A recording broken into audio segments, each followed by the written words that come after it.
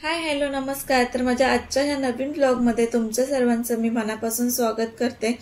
आजच्या या ब्लॉगमध्ये आपण पाहणार आहोत कुठलेही टॉयलेट क्लीनर न वापरता बाथरूम, टॉयलेट आणि घरातल्या नळांची डीप क्लीनिंग। आपलं घर आणि किचन जसं आपल्याला अगदी स्वच्छ आणि साफ लागतं, अगदी तसंच आपलं बाथरूम आणि टॉयलेट हाही आपल्या घराचा मुख्य भाग आहे। तोही अगदी स्वच्छ आणि साफ असला पाहिजे। त्यासोबतच बाथरूम मधले नळही साफ असले पाहिजेत। आज आपण पाहूया हे जे नळ आहेत खराब झालेले त्यांची क्लीनिंग आपण कशा प्रकारे करू शकतो। इथे तुम्ही पाहू शकता घरामधले म्हणजे बाथरूम मधला जो काही नळ साइडला छोटंसं स्टँड आहे ते अगदी किती खराब झालेलं आहे। यासाठी आपल्याला एक मिश्रण तयार करायचं आहे। त्यासाठी आपल्याला लागणार आहे आपल्या घरामध्ये किचन मध्ये थोडासा खाण्याचा सोडा असतो, तो खाण्याचा सोडा, त्यामध्ये अगदी खराब झालेलं लिंबू असलं तरीही चालेल, तर आपण इथे लिंबू टाकून घ्यायचे। त्यानंतर त्यामध्ये टाकायचे थोडंसं विम लिक्विड। हे मिश्रण छान असं तयार करून घ्यायचे। त्यानंतर या लिंबाच्या फोडीच्या साहाय्यानेच ते संपूर्ण असं ह्या नळांना किंवा जी काही स्टीलची जागा आहे जी आपल्याला स्वच्छ करायची त्या ठिकाणी लावून घ्यायचं। तर इथे तुम्ही पाहू शकता मी हे पूर्ण जे काही मिश्रण आहे ते स्टीलचा बेसिंगचा नळ, बाथरूम मधला नळ त्यांना लावून घेते। म्हणजे ज्या घरामध्ये ज्या ठिकाणी बोरिंगचं पाणी असतं तिथे अगदी नळांवरती क्षार जमा झालेले असतात। तर तुम्ही ही रेमेडी नक्कीच एकदा ट्राय करू शकता। तर इथे तुम्ही बघा मी हे पूर्ण जे काही लिक्विड मिश्रण जे आपण तयार करून घेतलंय ते हे लिंबाच्या फोडीच्या साहाय्याने पूर्ण असे नळ जे काही स्टीलची जागा आहे त्या स्टीलच्या जागांना लावून घेते। बाजूला एक इथे ना छोटंसं साबणासाठी स्टँड आहे। तर त्या साबणाच्या स्टँड वरती ना अगदी साबणाचे खूप असे पांढरट डाग पडलेले, तर तिथेही मी हे सर्व मिश्रण लावून घेते। सोबतच वरती शॉवर आहे, शॉवरलाही अगदी डाग पडलेले, तर म्हटलं आता मिश्रण केलंच आहे तर तिकडेही सर्वीकडे लावून घ्यावं। हे मिश्रण लावून आपल्याला 10 मिनिट तसंच ठेवायचं आहे आणि तोपर्यंत जी काही बाथरूम मध्ये आजूबाजूची क्लिनिंग आहे ती सर्व करून घ्यायची।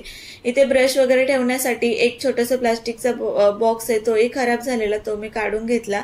सोबतच हे थोडंसं सामान ठेवण्यासाठी अशा प्रकारचा एक बॉक्स लावलेला आहे, तर तेही मी काढून घेते, खाली एका टब मध्ये ठेवून दिलं जेणेकरून परत घ्यायला मला सोपं पडेल। आणि हा बॉक्सही मी घासून घेते।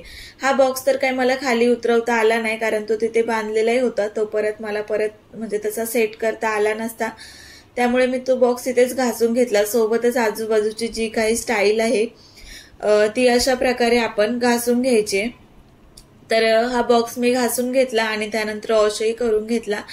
त्यानंतर इथे हवा पास होण्यासाठी एक छोटीशी खिडकी आहे। बाथरूमची क्लिनिंग तर इथे राहायला आल्यापासून केली होती, पण ह्या स्टाईलची क्लिनिंग काही केली नव्हती आणि त्या स्टाईल मला बाहेरही निघत नव्हत्या।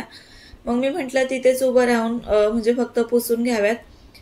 तर या स्टाईल किंवा म्हणजे अगदी अशी घाण जागेची म्हणजे सफाई करायची असेल ना तर इथे तुम्ही पाहू शकता म्हणजे एक छोटासा माझ्याकडे टॉवेल होता, त्या टॉवेलचे मी 4 तुकडे केलेले जेणेकरून म्हणजे अशी जागेवरची घाण आपण पुसली ना की ते टॉवेल आपण अगदी टाकून देऊ शकतो।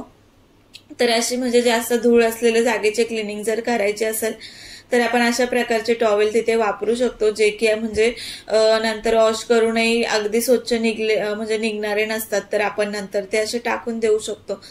त्यानंतर बाजूची स्टाईल, तर वरच्या बाजूची जी स्टाईल आहे ती अगदी एवढी खराब झालेली नव्हती, त्याच्यामुळे मी फक्त तिथे स्प्रे करून घेतलं। तर फ्लोरिंगच्या जवळची स्टाईल असते तीच जरा जास्त खराब झालेली असते, कारण कपडे धुताना साबणाचं पाणी तिथे उडलं जातं किंवा आंघोळ करताना जे काही पाणी तिथे उडलं जातं त्याच्यामुळे तिथे चिकट डाग वगैरे पडले जातात। तर वरती अगदी थोडीशीच म्हणजे धूळ होती, तर ती अगदी मी ह्या ब्रशच्या साहाय्याने काढून घेतली आणि या स्टाईल वरती अगदी आपण कोणत्याही घासणीने हात फिरवला ना तरी ती लगेच स्वच्छ निघते। त्यानंतर बाजूची पूर्ण स्टाईल माझी घासून झालेली। इथे तुम्ही बघू शकता नळांना मी अगदी म्हणजे त्यांच्यावरती पाणीही नाही टाकलं, साबणाने म्हणजे घासणीने हातही नाही फिरवला, लिंबाचे डाग तुम्हाला तसेच दिसत असतील, तरीही नळ आपला अगदी चकचकीत निघलेला आहे। तरीही मी म्हणजे एका तारेच्या घासणीने थोडेसे नळ असे घासून घेतले। तर हे नळ जे आहेत ना ते अगदी आपण तारेच्या घासणीनेही घासू शकतो, कारण आपण काही एवढा जोर लावून घासणार नसतो आणि तारेच्या घासणीने घासले तरीही याच्यावरती काही म्हणजे प्रॉब्लेम होत नाही। तर बाजूला जो स्टँड होता तोही मी घासून घेते।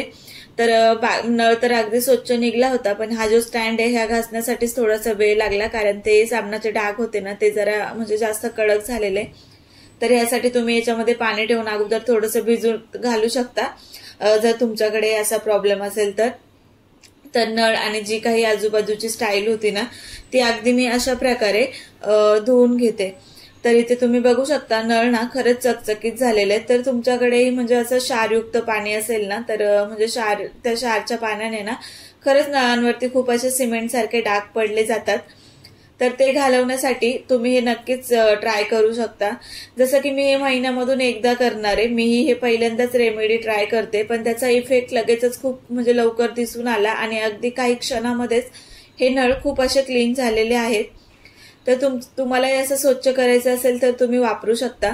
त्यानंतर हा बॉक्स घासून वॉश वगैरे करून झालेला, तर मला फ्लोरिंग घासायची होती, खाली पसारा नको म्हणून मी हे सामान लगेच वरती लावून घेते। शक्यतो बाथरूम जेवढं सुटसुटीत ठेवता येईल ना तेवढं सुटसुटीमध्ये ठेवायचं। किचन ओटा आणि किचन मधलं सामान कसं आपल्याला अगदी स्वच्छ आणि सुटसुटीत लागतं, तसंच बाथरूम मधला भागही आपण अगदी सुटसुटीत ठेवला पाहिजे। सगळं सामान मी बॉक्समध्ये लावून घेतलं। त्यानंतर फ्लोरिंग घासण्यासाठी एक असा यूज झालेला ब्रश आहे, तर तो मी फ्लोरिंग साठी वापरते। तर ह्या ब्रशने म्हणजे पूर्ण असे कानाकोपऱ्यामध्ये ब्रश तो गेला जातो आणि पूर्ण अशी फ्लोरची वरची घाण आहे ती म्हणजे निघायला म्हणजे लवकर निघते। तर फ्लोरिंग घासून घेतली। तर शक्यतो बाथरूमची डीप क्लिनिंग करायची असेल तर आंघोळीच्या अगोदरच केलेली बरी, कारण इथे पाहू शकता म्हणजे वरती घासताना किंवा खाली फ्लोरिंग घासताना कपडे अगदी लोळले जातात किंवा मग अंगावरती घाण पाणी उडलं जातं, साबणाचं पाणी उडलं जातं। तर त्यासाठी जी काही म्हणजे क्लिनिंग आहे बाथरूमची डीप क्लिनिंग ती आपण रोज म्हणजे आंघोळीच्या अगोदर केली तर म्हणजे बरं होतं। रोज तर आपण एवढी डीप क्लिनिंग करत नाही। तर त्यानंतर बाथरूम मध्ये जे काही आपली बादली असते, मग असतो, टब असतो, अगदी रोज कपडे घासून झाल्याच्या नंतर आपण ते वॉश करतो, त्याच्यामुळे ते अगदी एवढेही खराब झालेले नसतात। तरी त्याच्यावरती मी एकदा असा हात फिरून घेतला आणि ब्रशने घासल्यावरती ना तर ते खरंच चकचकीत निघतात। तर इथे तुम्ही पाहू शकता नंतर मी बाथरूम मध्ये पाणी वगैरे टाकून घेते आणि खराट्याच्या साह्याने बाथरूम मधलं पाणी सगळं काढून घेते। तर ही सवय ना आपल्याला असलीच पाहिजे, म्हणजे जेव्हा कधी कपडे वगैरे किंवा पूर्ण बाथरूमची क्लिनिंग रोजची होईल ना तेव्हा एकदा ह्या खराट्याच्या साह्याने पूर्ण पाणी असं काढून घ्यायचं, म्हणजे थोडा वेळ तरी बाथरूम आपलं कोरडं राहील। त्यानंतर इथे बघा म्हणजे अशा प्रकारे माझे नळ ना पूर्ण असे चकचकीत झालेले। हे साईडचं भांड तेही किती चकचकीत झालंय, शॉवर त्याच्यावरही खूप डाग होते तेही अगदी चकचकीत झालंय। म्हणजे जे काही स्टीलचं सामान होतं ना बाथरूम मध्ये ते म्हणजे खरंच खूप छान प्रकारे चकचकीत झालं होतं। ही रेमेडी नक्कीच तुम्ही ट्राय करा, म्हणजे उगाच व्हिडिओमध्ये सांगते म्हणून नाही, पण रिअल मध्ये त्यांचा खूप छान म्हणजे 100 पैकी 100% म्हणजे इफेक्ट जाणवला होता। तर अशा काही प्रकारे हे माझं पूर्ण बाथरूम क्लीन म्हणजे डीप क्लिनिंग बाथरूमची झाली होती। आणि कधीतरी आपण बाथरूमची डीप क्लिनिंग केली पाहिजे, कारण रोज आपण खाली असणाऱ्या वस्तू फ्लोरिंग हेच घासतो, पण साईडचे बॉक्सेस वगैरे असतात ते आपण कदाचित कधीतरी खराब झाल्यावरतीच असं म्हणजे घासायला काढतो, त्याच्यामुळे मग एकदाच डीप क्लिनिंग करायची। त्यानंतर बाहेरच लगेच छोटंसं बेसिंग आहे, तर ह्या बेसिंगचा नळ म्हणजे बेसिंग आणि बेसिंगचा नळ अगदी त्याची कंडिशन आल्यापासूनच जरा खराब होती, तरीही मी ते घासून घासून अगदी क्लीन केलेलं आहे। तर बेसिंगचा वापर शक्यतो आपण जेवण झाल्यावरती हात वगैरे म्हणजे वॉश करण्यासाठी करतो, तर ते तेलकट डाग तिथे म्हणजे राहतात आणि असं वाटतं की 2-3 दिवस आपण हे बेसिंग म्हणजे धुतलंय की नाही।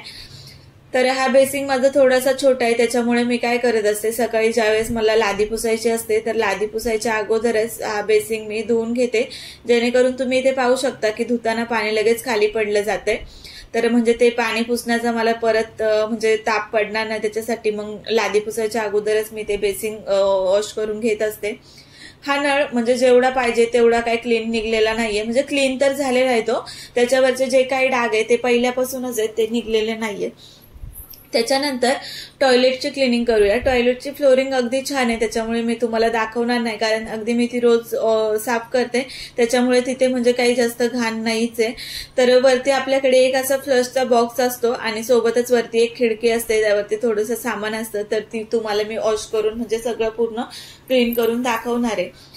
तर बघा जेव्हा कधी आपण प्रवासामध्ये असतो म्हणजे लांबच्या प्रवासामध्ये ट्रॅव्हलिंग मध्ये, तर तेव्हा आपल्याला वॉशरूमला वगैरे जायचं असेल तर अगदी आपण पेट्रोल पंपच्या वॉशरूम साठी थांबतो आणि ते वॉशरूम तुम्हाला प्रत्येकालाच माहिती आहे की तिथली कंडिशन किती बेकार असते. अगदी आपल्याला त्या वॉशरूम मध्ये बसूही वाटत नाही, किंवा मग तिथे नळांना म्हणजे हात धुवायचा असेल तर अगदी हातही धुवू वाटत नाही. तर म्हणजे एवढे घाण असतात, अगदी आपल्याला तिथे जाऊही वाटत नाही. त्याच्यामुळे आपल्या घरातले जे काही टॉयलेट बाथरूम आहेत ना, ते अगदी आपण क्लीन ठेवले पाहिजे, हायजीन मेंटेन केलं पाहिजे, कारण तेही घराचे मुख्य भाग आहेत. त्यापासूनही बरेचसे आजार वाढले जातात. त्यामुळे टॉयलेट बाथरूम अगदी अशा प्रकारे क्लीन ठेवलं पाहिजे.